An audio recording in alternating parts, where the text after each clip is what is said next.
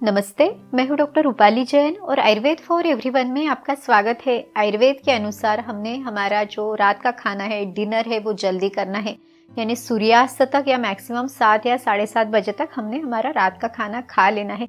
लेकिन अगर इसके बाद भूख लग जाती है तो क्या करें? उस समय पे हमारे लिए सेफ ऑप्शंस कौन से हो सकते हैं? तो इस तरह के 5 ऑप्शंस हम आपको इस वीडियो में बताएंगे। ये ऑप्शंस आपको दिन भर में भी जब भी ऐसा होता है कि हमें उतनी भूख तो नहीं है लेकिन कुछ तो भी खाने का मन रहता है, थोड़ा कुछ चाहिए, तो ऐसे समय पे भी आप ये सभी चीज़ें ले सकते हैं। अगर आपको इन चीज़ों का ये अवेयरनेस है कि आपने ये चीज़ें आपके लिए सही है, तो जो भी जंग लेने का चांस है वो अवॉइड हो जाता है। साथ ही में हम आपको इस वीडियो में ये भी टिप्स बताएंगे कि इस तरह की जो बार बार लगने वाली भूख है उसको अवॉइड करने के लिए आपने कौन सी चीज़ें करनी है, या तो फिर रात का खाना जल्दी लेना हमारे लिए ज़रूरी क्यों है, इसके पीछे क्या दृष्टिकोण है। तो इसकी पूरी जानकारी के लिए वीडियो आखिर तक ज़रूर देखिए। और अगर आप चैनल पर नए हैं, आपने चैनल को सब्सक्राइब नहीं किया है, तो आयुर्वेद की सही जानकारी के लिए चैनल को सब्सक्राइब भी ज़रूर कीजिए।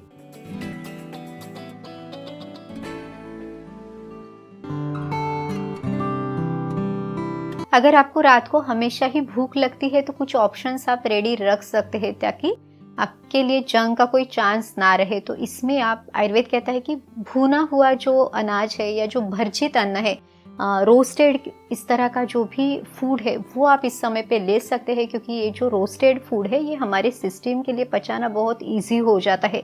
तो आप इस समय पे मिलेट्स के पफ्स ले सकते हैं। अब देखिए, जवार, बाजरा, रागी, ये सभी जो मिलेट्स है ये पचने के लिए बहुत हल्के हैं। और जब इनके पफ्स बनाए जाते हैं, यानी इनको रोस्ट करके ये लाही के रूप में बनाए जाते हैं, तो ये और भी हल्के होते हैं। जैसे कि ये बाजरा के पफ्स, यानी जो पर्ल मिलेट है इसके ये पफ्स है। इस तरह के सभी मिलेट्स के पफ्स आपको इजीली मिल जाते हैं। ग्रोसरी शॉप में ये आपको मिल जाएंगे, या तो फिर ऑनलाइन ऑप्शंस के द्वारा भी आपको मिल जाते हैं। तो इसको आप अच्छे से चूड़ा बना के रख सकते हैं अपने पसंद के अनुसार। स्पाइसेस इसमें मिला के आप ये टेस्टी वाला चूड़ा अगर आप बना के रखते हैं और फिर जब आपको रात को भूख लगती है तो इसका ये 1 कटोरी चूड़ा आप ले सकते हैं। तो ये भी पचने के लिए बहुत हल्का ऑप्शन है।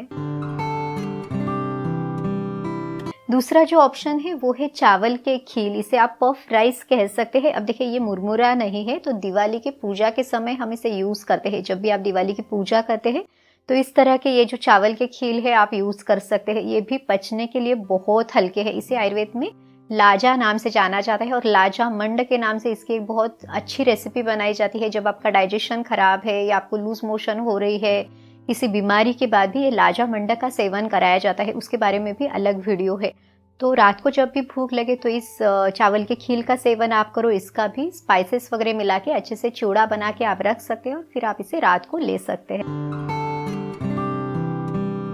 तीसरा जो ऑप्शन है वो है मखाना। तो मखानों को भी थोड़े से घी में रोस्ट करके इसके ऊपर थोड़ा सा जीरा है, सेंधा नमक है या थोड़ा सा सौंठ का पाउडर मिला के भी आप इसे ले सकते हैं। 10 से 15 मखाने आपने लेने हैं, बहुत ज़्यादा क्वांटिटी में आपने इसे नहीं लेना है। या तो फिर इसका चिवड़ा बना के भी उस तरह से भी आप ले सकते हैं। अगर आपको स्पाइसी चीज़ें पसंद है तो ये मखाने का चिवड़ा आप थोड़ी सी क्वांटिटी में ले सकते हैं। चौथा जो ऑप्शन है वो है रोस्टेड चना, यानी जो भुना हुआ चना, जिसे फुटाना भी कहा जाता है। तो ये भी आप ले सकते हैं। ये भी पचने के लिए हल्का है और टेस्टी है। जिन लोगों को ब्लड प्रेशर की तकलीफ है, जिनका बीपी बढ़ा हुआ है, उन्होंने सॉल्टेड चना नहीं लेना है, सादा वाला ये चना ले सकते हैं आप। या फिर बच्चों को भी, जैसे कि दोपहर में भी भूख लगती है, तो उनको भी आप ये रोस्टेड चना गुड़ के साथ दे सकते हैं। ये भी बहुत अच्छा सप्लीमेंट है। और बच्चों में भी जो जंक लेने की एक तरह की आदत बन जाती है, तो उसको कम करने के लिए भी इस तरह के जो भी नेचुरल सप्लीमेंट्स है आप उनको दे सकते हैं। पांचवा जो ऑप्शन है वो है राजगिरा। इसे रामदाना या एमेरैंथ भी कहा जाता है। तो ये भी पचने के लिए बहुत हल्के हैं। इस तरह के राजगिरे के लड्डू आपको बहुत आसानी से ग्रोसरी शॉप में मिल जाते हैं। तो देखिए, इसमें गुड़ भी है, तो ये एक न्यूट्रिशियस एक सप्लाई है, नेचुरल सप्लीमेंट है। ये आयरन को बढ़ाने के लिए, कैल्शियम को बढ़ाने के लिए मदद करता है। और देखिए, जिन लोगों को खाने के बाद रात को कुछ तो भी मीठा खाने का मन होता है, उनके लिए ये बहुत अच्छा ऑप्शन है, ताकि दूसरा कुछ स्वीट खाने के जगह पे आप इसको खा सकते हैं। ये पचने के लिए हल्का है। लेकिन जिन लोगों को डायबिटीज़ है और जिनकी शुगर लेवल कंट्रोल में नहीं है, उन्होंने प्रेफरेबली इसे अवॉइड करना है। तो इस तरह से रात को जब भी आपको डिनर करने के बाद भी भूख लग जाती है तो ये ऑप्शंस आपके लिए हो सकते हैं। सिर्फ आपने ध्यान इतना ही रखना है कि इसमें से एक ऑप्शन आपने लेना है, इसको बहुत कम क्वांटिटी में आपने सेवन करना है ताकि आपके डाइजेशन के लिए इसको पचाना बहुत ही ईजी हो, ये आपके लिए बहुत हल्की चीज़ हो। तो इस तरह से आप ये ऑप्शंस रख सकते हैं। अब दूसरा है कि आपने कौन सी चीज़ें अवॉइड करनी है। तो जितनी भी पचने में भारी चीज़ें हैं वो आपने नहीं लेनी है। स्पेशली जो मिठाइयाँ है, स्वीट मार्ट से लाया हुआ कोई नमकीन है तो वो आपने अवॉइड करना है। स्प्राउट्स का सेवन आपने नहीं करना है। यहाँ तक कि जो फलों का सेवन कुछ लोग करते हैं तो फल भी कभी भी सूर्यास्त के बाद आपने नहीं लेने हैं। चलिए अब देखते हैं कि रात को आपको भूख ही ना लगे तो इसके लिए आपके लिए कौन सी टिप्स हो सकती है। सबसे पहली टिप है कि डिनर आपने 7 या 7:30 बजे तक लेना है और 10 साढ़े 10 बजे तक आपने सो जाना है, यानी भूख लगने के पहले ही आपने सो जाना है। अब देखिए जो भी फूड हम लेते हैं तो हमारे स्टमक से वो फूड नीचे जाने के लिए लगभग 2.5 से 3 घंटे का समय लगता है। तो इस समय पे जनरली हमें भूख नहीं लगती, तो भूख लगने के पहले ही आप सो जाते हैं तो कुछ भी लेने का सवाल ही नहीं आता। लेकिन अगर आप रात को लेट सो रहे हैं, जाग रहे हैं तो ही काफ़ी बार भूख लगती है, तो इसलिए जल्दी सोना है।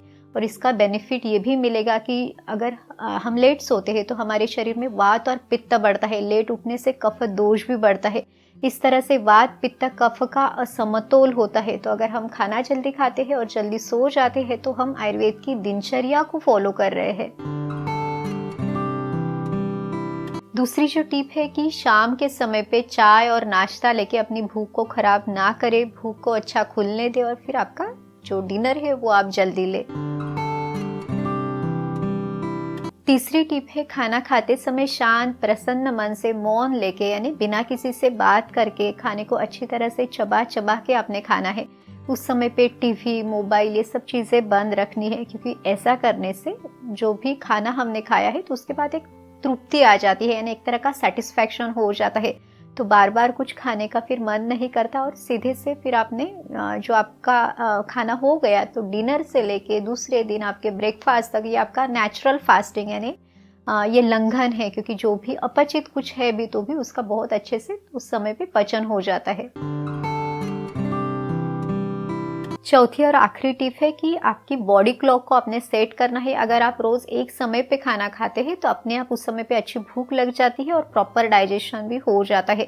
तो इस तरह से बार बार भूख ना लगे इसलिए आपने ये 4 टिप्स फॉलो करनी है।